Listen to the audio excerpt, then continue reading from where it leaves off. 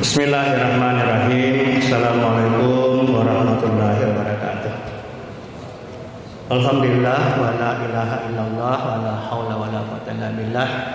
Allahumma shalli ala Muhammad wa ala ali sayyidina Muhammad. Hadirin rahimakumullah, segala puji bagi Allah. Kuasa kehendak Allah lah sehingga kita semua berada di tempat yang mulia ini untuk melaksanakan perintah Allah Subhanahu wa taala dalam salat duhur bersama. Yakin dan percayalah bahwa apa yang Allah kehendaki itu semua manfaatnya, fadilahnya kembali kepada kita semua. Paling tidak fadilahnya adalah insyaallah kalau kita selalu salat berjamaah maka akan mudah kita jalani siratal mustaqim insyaallah. Demikian juga kalau kita selalu salat berjamaah maka insyaallah Allah akan mengangkat penyakit-penyakit hati dari kita, dengki, iri, sombong dan sebagainya. Oleh karena itulah manfaatkanlah setiap waktu salat di masjidlah rumah Allah. Dan sebaik-baik waktu kita kunjungi di subuh hari ya rumah Allah lah di subuh hari. Dan pertama yang kita kunjungi tentu rumah Allah dengan berjamaah. Hadirin rahimakumullah, demikian juga Allah itu ma tasyauna illa yasha Allah. Apapun yang kita kehendaki tidak akan terwujud kecuali Allah yang menghendaki. Sama saya sekarang ini tiba-tiba diminta oleh Pak Dekan Pertanian untuk menggantikan beliau jadwalnya. Dan beliau menggantikan jadwal saya pada saatnya nanti. Itu juga adalah kuasa kehendak Allah. Oleh karena itulah mari kita banyak bersyukur, banyak memuji Allah dan banyak sedekah perintah Allah karena semua adalah kuasa kehendak Allah Subhanahu wa taala. Semoga Allah memberi pahala segala perbuatan kita dan mengampuni segala dosa-dosa kesalahan kita apalagi bulan Sya'ban ini. Hadirin rahimakumullah, ada yang menarik kata Nabi kepada orang mukmin. Kata Nabi, ajaban li amril mu'minin. Sungguh mengagumkan itu urusan-urusan orang-orang beriman. Karena kenapa? Iz amarahu kullu khair. Segala urusan orang mukmin itu semuanya menjadi baik dan dinilai baik satu kebaikan. Karena laisa zaka li ahadin illa lil mu'min. Itu tidak akan ditemui, tidak akan diperoleh orang-orang selain dari orang mukmin itu. Orang mukmin itu susah mendapatkan seperti itu. Karena kenapa? Karena kata Nabi bahwa idza asabat syarra, apabila orang-orang mukmin itu mendapat kebaikan, mendapat kemanfaatan, syakarah, dia pasti bersyukur. Dengan demikian kata Nabi, kalau dia bersyukur seperti itu maka pastilah pakana khairal lahu. Maka itu pasti adalah satu kebaikan baginya. Oleh karena itulah syukur salah satu wujud tanda orang beriman. Syukur itu kan ada 4 Yang pertama bukti dan kita yakin kalau apapun yang kita peroleh semuanya dari Allah Subhanahu wa taala. Itu tunjukkan dengan rasa syukur itu. Yang kedua, syukur itu menunjukkan kalau ikhtiar dan tawakal berpadu.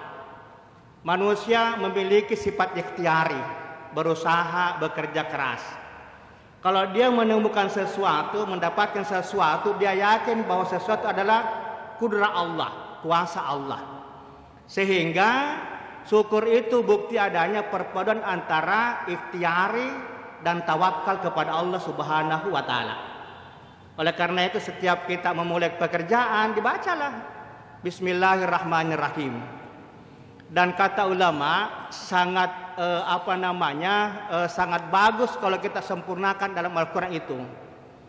Innahu min Sulaimana wa innahu bismillahirrahmanirrahim. Dahsyat kalau kita ucapkan itu apapun yang kita mulai dan kata innahu min Sulaimana wa bismillahirrahmanirrahim, maka basmalah itu berlipat ganda manfaatnya untuk kita. Oleh karena itulah yang penting bagaimana kita sadar bahwa perbuatan-perbuatan kita awali untuk mengingat Allah Subhanahu wa taala, dan ikhtiar kita Allah akan menolong membantu kita, dan kita tawakal kepada Allah Subhanahu wa taala. Yang keempat, syukur itu kan menunjukkan kalau kita itu butuh Allah, butuh pertolongan Allah, butuh bantuan Allah, dan kita yakin bahwa Allah lah berkehendak atas perbuatannya. Fa'alul lima yurid. Allah berbuat sesuai dengan apa yang dikehendakinya. Oleh karena itulah tanda syukur kita itu menunjukkan kalau kita tidak lepas dan pisah kepada Allah Subhanahu wa taala. Yang kedua kata Nabi, kenapa orang mukmin mengagumkan ajaib orang mukmin? Karena idza asabatus darra, apabila dia mendapatkan keburukan, maka orang muslim itu paling tidak adalah sabar. Dia bersabar. Sehingga kemuliaan, keajaiban orang muslim itu karena memang kesabarannya. Sabar itu paling tidak 4 hal, 3 hal paling tidak. Yang pertama, sabar itu menunjukkan kalau kita menerima ya Allah yang apa Allah tetapkan kepada kita. Kita tunjukkan bahwa ketentuan apapun, buruk sekalipun kita dengan ikhlas menerimanya. Itu bukti kesabaran. Yang kedua, sabar itu menunjukkan kalau kita itu adalah makhluk yang memang memiliki harapan-harapan, tapi kita memiliki kekurangan-kekurangan dalam mewujudkan harapan itu. Sehingga harapan itu bisa lain dari apa yang kita harapkan, dan wujudnya lain karena memang Allah yang berkuasa untuk itu. Kita sabar menerimanya. Dan kesabaran adalah wujud orang itu tidak akan membuatnya rasa untuk selalu bersedih, atau selalu merasa menyesal, atau paling tidak frustrasi. Karena kesabaran itulah menghindarkan manusia dari penyakit-penyakit yang bisa membuatnya apatis. Itulah hebatnya sabar. Sehingga dengan demikian, maka kata Nabi, itulah orang mukmin. Keajaibannya orang mukmin, kalau dia mendapat kebaikan dia bersyukur, kalau ditimpa kemudaratan dia bersabar, dan itu adalah kebaikan baginya. Berarti bahwa itu semua adalah pahala dari Allah Subhanahu wa taala. Oleh karena itu, bagaimana kita mengimplementasikan kesyukuran kesabaran kita ini? Kata Nabi juga, ada 3 perbuatan orang-orang mukmin itu yang Allah terima secara langsung, tidak ditolak. Yang pertama adalah kalau orang mukmin itu selalu istighfar. Istighfar adalah salah satu perbuatan, salah satu amalan yang Allah tidak akan tolak, dia terima langsung. Karena Allah sangat cinta, sangat suka kepada orang-orang yang selalu mengakui kesalahannya dan selalu mau berusaha kepada Allah untuk menghapuskan kesalahan itu. Kata Allah, inilah ghafarun liman tabah. Saya adalah maha pengampun bagi orang-orang yang mau bertobat. Oleh karena itulah bulan Sa'ban ini bulan yang bagus, kita selalu banyak istighfar. Ketika bangun istighfarlah, apa kita istighfar? Semakin banyak istighfar kita, semakin Allah suka dan semakin Allah terima semua itu. Yang kedua adalah orang yang selalu berselawat. Allah tidak pernah menolak selawat seseorang. Bahkan setiap orang berselawat, Allah akan balas dengan 10 kebaikan. Dan 10 kebaikan akan diganjarkan lagi menjadi 100 pahala. Subhanallah. Oleh karena itulah berselawat salah satu hal yang paling bagus kita lakukan setiap waktu. Oleh karena itu, hafallah beberapa selawat. Selawat ada 2 memangnya, ada selawat matsur, ada ghair matsur. Ada selawat yang memang Nabi sendiri yang buat, yang ucapkan. Ada selawat dibuat oleh para sahabat, para tabi'in, para wali-wali Allah. Itu semua adalah selawat yang bisa kita bacakan, bisa kita ucapkan. Ini selawat, ada selawat tarik bagus itu. Saya kemarin baca, ketemukan itu dibaca ketika nisfu Sa'ban. Selawatnya mudah. Setelah kita berselawat kepada Nabi, Allahumma salli ala sayyidina Muhammad, kita apalah ihdinas siratal mustaqim siratan min rabbil alamin. Ya Allah, tunjukkan saya jalan yang lurus, jalannya darimu ya Allah, dari Tuhan yang Maha Pemelihara. ihdinas syiratal mustaqim syiratan mirruhil Jibril.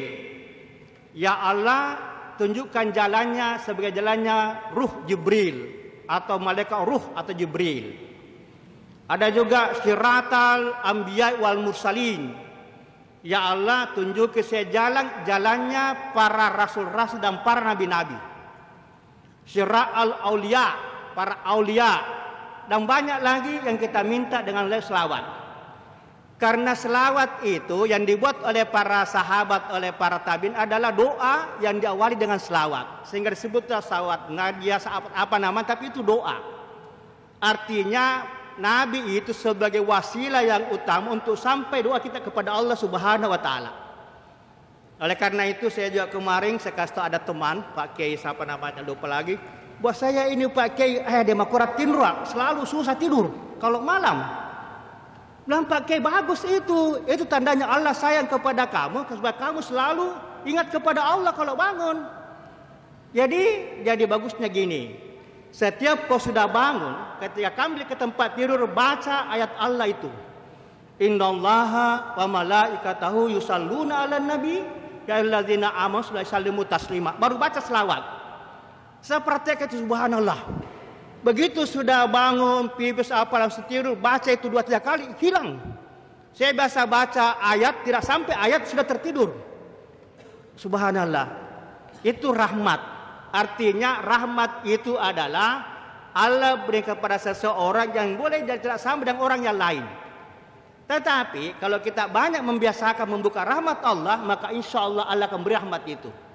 Subhanallah, saya perhatikan, saya rasakan itu. Bagaimana dahsyatnya membaca innallaha katusabi, kemudian kita ikuti selawat apapun juga, apakah selawat Ibrahimiyah, apakah selawat Ummiyah dan sebagainya, itu adalah bahagian daripada cara Tuhan. Jadi saya baca itu sudah 2-3 bulan lah. Sampai-sampai ibu bilang, Pak, menguruk-uruk kalau tidur ki. Bahkan dia lagi, sehat. Subhanallah. Berkat istighfar, berkat selawat pembuka sehat. Yang ketiga yang tidak Allah tolak adalah berimpak, bersedekah dengan cara tersembunyi. Allah akan terima itu tanpa mempanjang. Karena siapapun orang yang selalu bersedekah dengan sembunyi-sembunyi, maka insya Allah itulah sedekah yang paling Allah nantikan. Karena tidak riak dan ikhlas. Semoga insya Allah kultum bisa kita semua, mari kita yang pertama tadi banyak bersyukur, banyak bersabar, banyak berselawat dan banyak untuk selalu istighfar, sekaligus mari kita selalu bersedekah dengan sembunyi-sembunyi.